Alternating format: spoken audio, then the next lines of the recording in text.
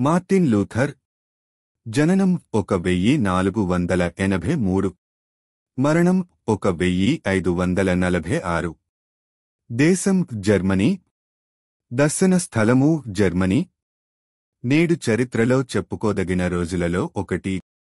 1517 ఇదే రోజున జర్మనీ దేశ వేదాంత శాస్త్ర ఆచార్యుడు, మత గురువు మరియు గొప్ప సంస్కర్త అయిన మార్టిన్ లూథర్ తనకు బయలుపరచబడిన సత్యాన్ని విటస్బర్గ్లోని ఆల్ సెయింట్స్ చర్చి తలుపు మీద మేకులతో కొట్టి బహిర్గతం చేశారు.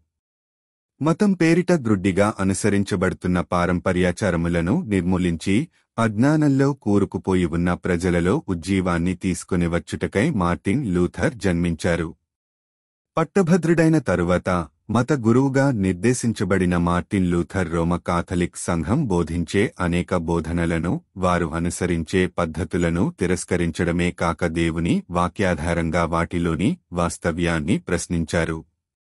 ఆ విధంగా అతను వ్యతిరేకించిన వాటిలో ప్రాయశ్చిత్త శాసన ప్రతి ప్రధానమైనది. రక్షణ మరియు నిత్యజీవం పొందుట అనునది ఉచితమైన దేవుని వరమని, అది మంచి క్రియలు చేయుట వలన కాదుగాని క్రీస్తునందు విశ్వాసము ద్వారా కృపచేతనే మనకు దొరుకునని మార్టిన్ లూథర్ బోధించారు.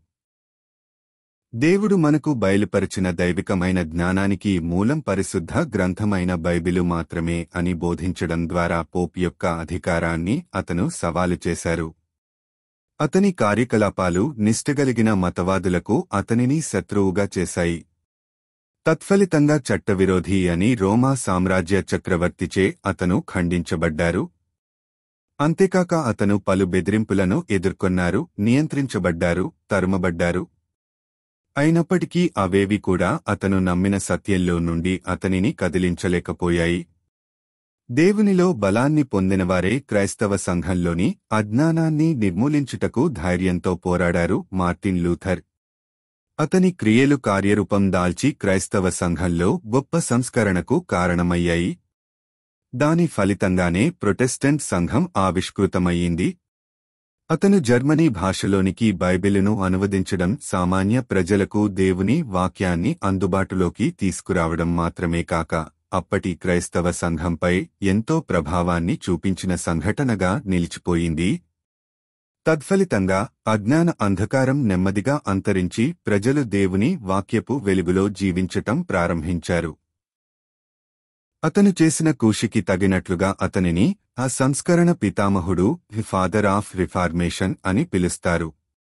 మార్టిన్ లూథర్ నిజముగానే ఈ లోకానికి దేవుని యొక్క కృపావరం. ప్రభువా, విశ్వాసము ద్వారా సమాజములోని తప్పులను సరిదిద్దుటకు నన్ను బలపరచుము. ఆమేన్.